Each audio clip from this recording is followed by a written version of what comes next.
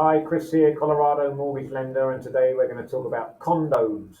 What do I need to know about condos, I hear you ask? Well, there's a few extra steps a lender has to take to determine if a condo is warrantable. Now, what does warrantable mean, I also hear you ask? Well, let me explain. There's a questionnaire that each lender sends to a condo complex, to the homeowners association or the property management company, a standard questionnaire that needs to be filled out to determine if we can lend you money to purchase the condo. Now, based on your amount of down payment, it depends on how many questions need to be answered. If your down payment is less than 10% of the sales price, there are 30 plus questions that need to be filled out. If your down payment is 10% or more of the sales price, the amount of questions that needs to be answered on that questionnaire is a lot less, meaning there's more chance of your condo being warrantable. How do we determine if a condo is warrantable or non-warrantable? The first thing we look at is occupancy, as a lot of people are already aware.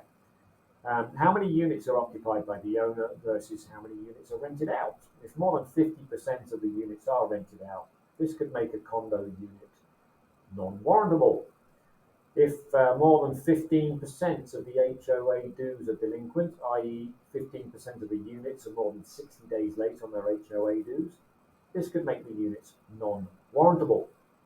If the HOA does not have adequate reserves, that can also affect warrantability. Each HOA is deemed to require 10% of their budget in reserve to take care of unforeseen expenses. If it's less than 10%, the units could be non-warrantable. Are more than 35% of the units commercial space? If so, that could make the units non-warrantable as well. Other factors we look at are as to whether there are any restrictive covenants. Are the units complete? Is it still under construction? If the units are still in the build process, they may not be warrantable until the units are complete. So once we get the questionnaire back, we can run this through a condo approval management system to determine if it's warrantable or not.